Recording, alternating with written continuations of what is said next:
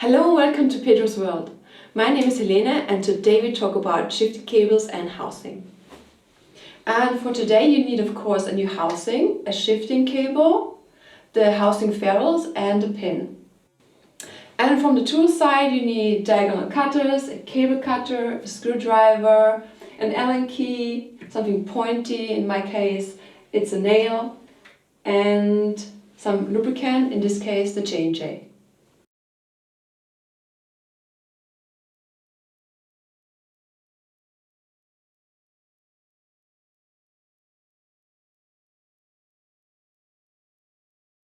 There are different ways of routing a housing: internal, external and shorter section.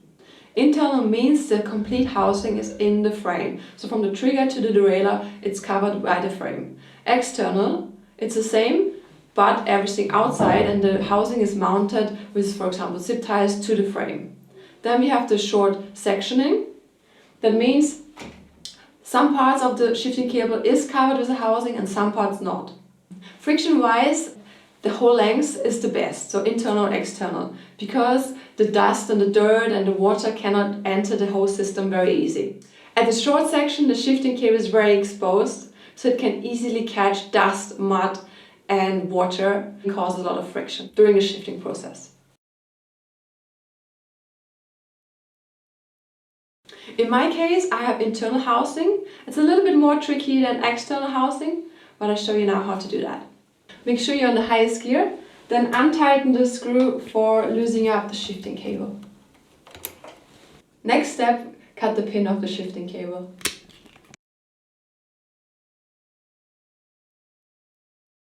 So the crucial part of changing internal housing is that the shifting cable is still in the housing and in the trigger.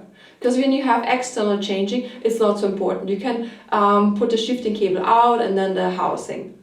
But in this case, leave the shifting cable in and start pulling the housing.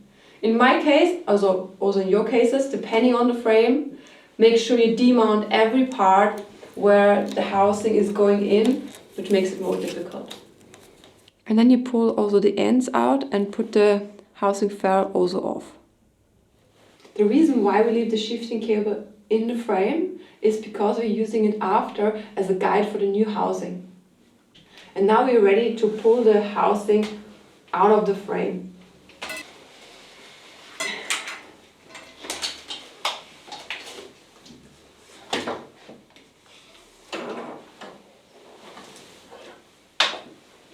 So, voila, that's the housing out of the frame. And the shifting cable is still in. That's what we want.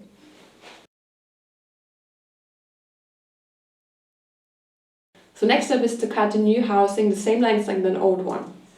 This housing is luckily something which is on every bike the same, so you can get it in every bike shop.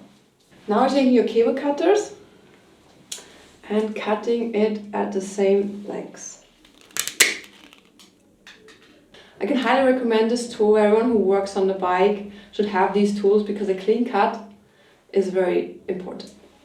A housing is made out of a plastic tube inside, and around there are some metal wires and then another plastic tube around. So when you cut the housing, the plastic tube inside gets squeezed and you have to take something spiky and make the plastic tube inside open again so that actually the cable can go through well. So the next step is to put the new housing back into the frame, starting at the back end and working your way until the end when it comes out.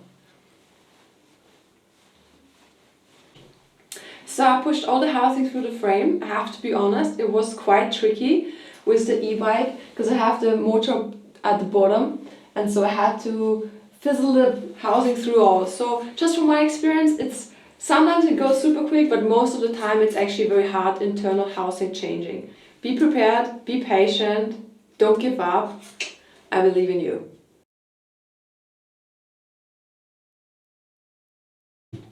So finally you can pull out the shifting cable because the housing is there where we want to have it. So we push that out. And now I'm gonna open the trigger and pull the shifting cable out to replace it with a new one. So also important, shift to the highest gear. So the cable is the shortest in the whole trigger. Depending on your shifting system, I have here the screw at Shimano, and at other brands, sometimes you have to take off the whole part here. So, but in my case, it's just a screw. So unscrewing this and hopefully not dropping the screw, yeah. And then pulling this shifting cable out. This, by the way, is luckily in mountain biking also the same. Just for road cyclists, it looks different.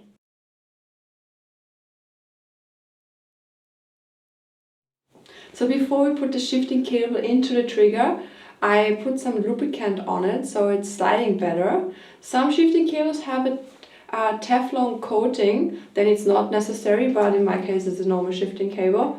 I put a little bit on a few drops and then make it with the finger all the way down.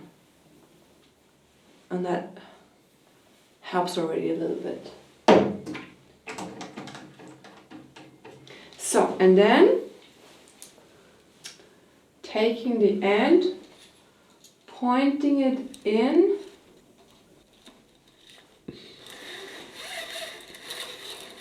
and then just put the whole cable through.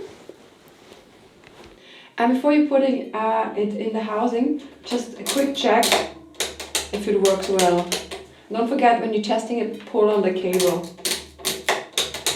In my case it works. So highest gear again, and I put back the cover screw. So just a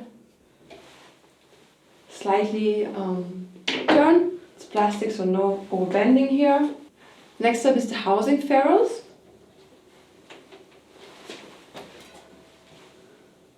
Pushing that on the housing. Up. And because the housing is new, try to push it as hard as possible on it, so it doesn't stretch or goes more in when you're actually adjusting the gears later. And then you can start to push the shifting cable into the housing. So all the way in and pushing it good into the trigger screw.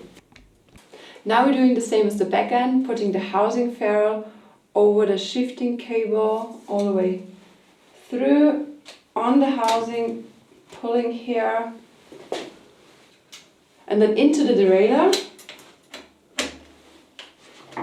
So, before you mount the shifting cable, make sure that you turn the barrel adjuster at the trigger all the way in, so clockwise, and then about 2 rounds anti-clockwise again, so you can adjust the shifting at the end very well.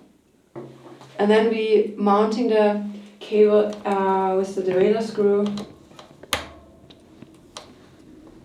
So when you have new housing and new ferrules and new shifting cables, it stretches a little bit. So it can happen that you have to readjust your gears after a while. So when I have new stuff, I always stretch it a little bit by hand or by shifting up and down and really make this barrel adjuster at the trigger harder and softer so it actually stretches good into the whole system. Then you take your cable cutters and shortening the shifting cable. Then at the end you put the cable pin on so the shifting cable doesn't fray.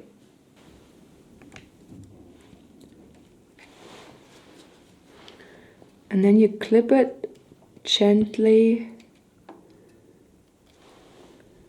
on it. Let's check. Yeah. So now we change the shifting cable and the housing, and the last thing you have to do is adjust your gears.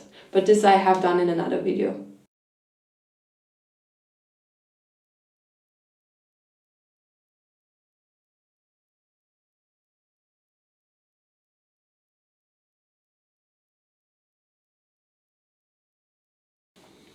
I hope this video was useful for you and you learned something, and actually try it by yourself the next time.